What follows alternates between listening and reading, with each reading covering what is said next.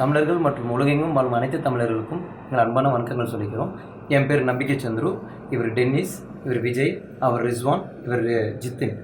நாங்கள் எல்லாருமே வந்து பார்த்திங்கன்னா 16ஆம் தேதி நைட்டு ஒரு 10 மணி போல் ஃபேஸ்புக்கில் ஒரு ஸ்டேட்டஸ் ஒன்று பார்த்தோம். நாங்கள் இந்த மாதிரி அலங்கநல்லூரில் இருக்கிறவங்களுக்கு வந்து கரண்ட் இல்லாமல், சாப்பாடு இல்லாமல் அந்த இடத்துல போலீஸ்கார தடையடி நடக்க போகிற சூழ்நிலை இருக்காங்கிறது நாங்கள் எல்லாருமே கேள்விப்பட்டோம்.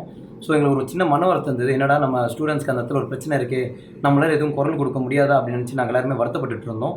அந்த சமயத்தில் வந்து நைட் இந்த ஸ்டேட்டஸை பார்க்கும்போது காலையில் மறுநாள் 8 மணிக்கு நம்மளால் முடிஞ்ச அளவுக்கு சப்போர்ட் பண்ணாங்கன்னு சொன்னாங்க.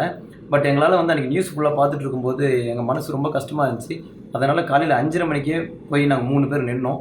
இன்னக்கப்புறமா கொஞ்சம் கொஞ்சமாக பார்க்கும்போது தான் ஒரு நியூஸ் ஒன்று வெளியே வந்துச்சு. அரங்கநல்லூரில் இருக்கிற நம்மளுடைய ஸ்டூடெண்ட்ஸ் எல்லாரையுமே அரெஸ்ட் பண்ணிட்டாங்கிறது போது கொஞ்சம் எங்களுக்குள்ளே ரொம்ப மன வருத்தம் இருந்தது. அப்போது கூட்டின கூட்டம் பார்த்திங்கன்னா ஒரு 100 பேர் தான் இருப்பாங்க.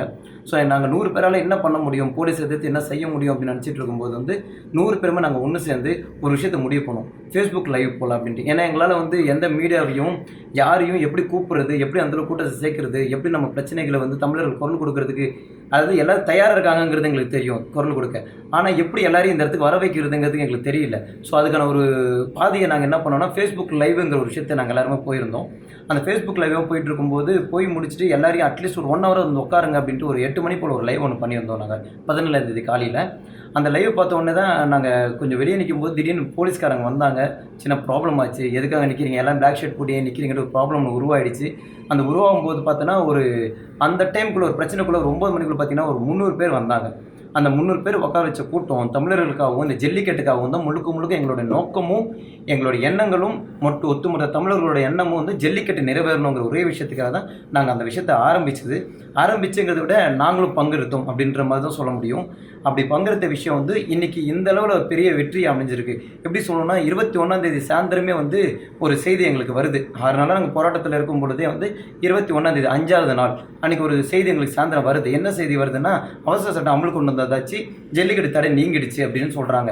எங்களுக்கு ரொம்ப சந்தோஷம். அதாவது எங்களுடைய பாதை, எங்களோட நோக்கம் எந்த வன்முறையும் இல்லாமல், எந்த தப்பான விஷயம் பண்ணாமல் முழுக்க அமைதியாக போன போராட்டம் வெற்றியை நடை போடுகிறதுன்ற மாதிரி எங்களுக்கு ஒரு சந்தோஷம் கிடைச்சிது.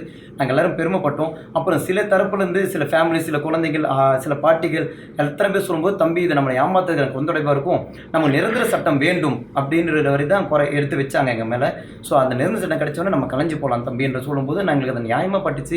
நாங்கள் நிரந்தர சட்டம் வேணுங்கிறது நாங்கள் திருப்பி குரல் கொடுக்க ஆரம்பித்தோம். அதனால தான் 21 சொல்லி நாங்கள் கேட்காம 22ஆம் தேதியும் நாங்கள் தொடர்ந்து போராடினது காரணம் அதுதான். அப்படி போராடிட்டு இருக்கும் தருணத்தில் வந்து 22ஆம் தேதியை வந்து நாங்கள் அந்த கூட்டத்தில் பப்ளிக் ஒவ்வொருத்தங்களும் வந்து மைக்கில் பேச வைக்கும் பொழுது வந்து ஒரு அட்வொகேட் ஒருத்தர் பேசினார்.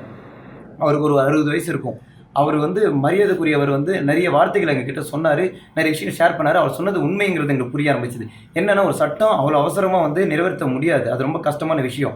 அப்படி இருக்கிற தருணத்தில் வந்து அவர் நம்ம மாண்புமிகு திரு சிஎம் OPS அவர்களுக்கு வந்து ஒரு சட்டத்தை, அவசர சட்டம் கொண்டு வந்தது நம்மளுடைய வெற்றி தான். ஆனால் அது வந்து மசோதாவில் போய் அது நம்ம என்ன சொல்கிறது, ஆளுநர் வந்து நிறைவேற்றிட்டாங்க மசோதாவில் அப்படின்னு சொல்ல போனால் அது நிரந்தர சட்டமாக மாறிடும். ஏன்னா எனக்கு சட்டத்தை பற்றி எங்களுக்கெல்லாம் அவ்வளோவா தெரியாது. எங்களுக்கு தெரிஞ்சதை வச்சு நாங்கள் போராடணும். அப்படி பார்க்கும்போது அந்த அட்வொகேட் சொல்லும்போது நிரந்தர சட்டமாக மாறிடும்பா, அந்த மசோதாவில் நிறைவேற்றிட்டா அது நிரந்தர சட்டம் தான்ப்பா, அதுக்கு நம்ம கொஞ்சம் அவகாசம் கொடுக்கணும். நமக்கு இவ்வளோ நேரம் போராடினதுக்கு 6 நாள் போராடினதுக்கு சிஎம் சைட்லேருந்து நல்ல தீர்ப்பு வந்திருக்கிறப்போ நம்ம அவங்களுக்கு டைம் கொடுத்து தப்பே இல்லைன்னு சொல்லும்போது அது எங்களுக்கு நியாயமாக பட்டுச்சு.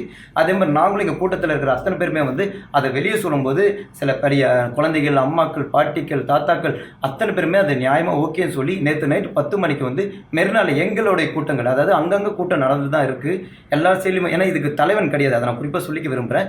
இதுக்கு எந்த கூட்டத்துக்கும் ஒட்டுமொத்தமாக தலைவன் ஒருவன் அப்படின்ற மாதிரி எதுவுமே கிடையாது. அந்தந்த இடத்துல எல்லாருமே நோக்கம் ஒன்று, ஜல்லிக்கட்டு எங்களுக்கு வேணுங்கிற நோக்கம் ஒன்று. அந்த நோக்கத்துக்காக போராடும் போது அந்த அட்வொகேட் ஐயா சொன்னதை வச்சு பார்க்கும்பொழுது எங்களுக்கு வந்து அது நியாயமாக பட்டனால நேற்று 10 மணிக்கு அந்த கூட்டத்தை நாங்கள் முடிச்சுக்கிட்டோம். ஸோ அதனால் என்னென்னா, நேற்று அவர் சொன்னதை வச்சு பார்க்கும்பொழுது நாங்கள் எல்லாருமே 10 மணிக்கு அந்த கூட்டத்தை கலைச்சிட்டோம். நாங்கள் சொன்னோம், இன்று மத்தியானம் 1 மணிக்கு நம்மளுடைய வெற்றி நமக்கு கிடைச்சிரும், அதை நம்ம எல்லாருமே கொண்டாடணும் அப்படிங்கிற நோக்கத்தில் நேற்று கலைச்சிட்டு நாங்கள் வந்தோம். எங்கள் தரப்பில் அது பல இடத்துல கூட்டங்கள் நடந்துகிட்டு இருக்கு மாணவர்கள் மூலிமா. நாங்கள் போட்ட கூட்டத்தில் வந்து கலைச்சிட்டு வந்தோம். இன்றைக்கி காலையில் வந்து செய்திகளை பார்க்கும்பொழுது எங்களுக்கு ரொம்ப மன வருத்தமாக இருந்தது. என்னென்னு பார்த்தா திடீர்னு போலீஸ் தடியடி நடக்குது, என்ன பிரச்சனை தெரியல. இன்னொரு விஷயம் நான் சொல்லிக்க விரும்புகிறேன். என்னென்னா, நாங்கள் கடந்த 6 நாட்களாக அங்கே தான் இருந்தனால என்னென்னா, அங்கே ஃபோன் டவர் இல்லை. யாருக்கும் கால்ஸ் வர மாட்டேங்குது, கால்ஸ் போக மாட்டேங்குது, இன்டர்நெட் கனெக்ஷன் இல்லாதனால ஒருவேளை இந்த செய்தி அவங்களுக்கு தெரியலையோ, ஆளுநர் அவர்கள் வந்து நம்ம நிரந்தர சட்டம் நிறைவேற்றி சாயந்தரம் 5 மணிக்கு வந்து அது அஃபிஷியலாக அனௌன்ஸ் பண்ண போகிற விஷயம் அவங்களுக்கு தெரியலையோ, அது யாராவது தெரியப்படுத்தினா கரெக்டாக இருக்குமோன்றது மாதிரி எங்களுக்கு ஒரு பயம் இருந்தது.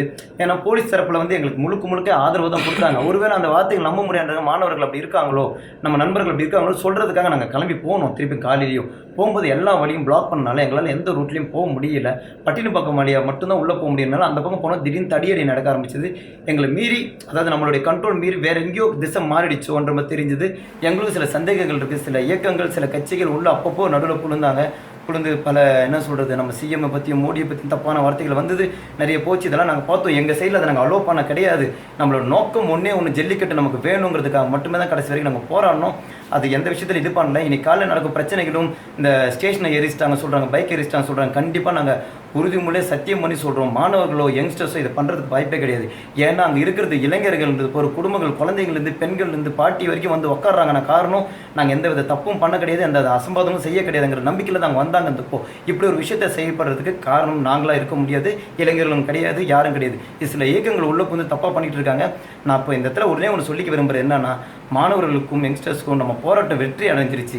இன்றைக்கி அஃபிஷியலாகவும் அதை அனௌன்ஸ் பண்ணிட்டாங்க. நம்ம இது கொண்டாட வேண்டிய நேரத்தில் வயலண்ட் போய் நம்ம யாரும் இந்த பேரை கெடுத்துக்க வேண்டாம். நம்மளோட போராட்டம் உலகமே திரும்பி பார்க்குற அளவுக்கு பெரிய போராட்டமாக இருக்குது. அது வாழ்த்துக்கள் தான் எல்லாருக்கும் சொல்கிறாங்க. நம்மளை பொறுத்த வரைக்கும் அதை நம்ம பேரை காப்பாற்றணுங்கிற சின்ன விஷயம் சொல்லிக்கிறேன்.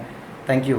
அதே தான் எல்லா இளைஞர்களுக்கும், மாணவர்களுக்கும் மற்றும் பொதுமக்கள், பெண்கள் அனைவருக்கும் நாங்கள் விரும்பி இந்த வீடியோவை நாங்கள் ரெக்கார்ட் பண்ணுறதுக்கான காரணம், ஆரம்பித்த எல்லாரோட இதுலேயும் நாங்களும் ஒரு பங்களிப்பாக இருந்ததில் ஒரு மிகவும் சந்தோஷப்பட்டுக்கிறோம்.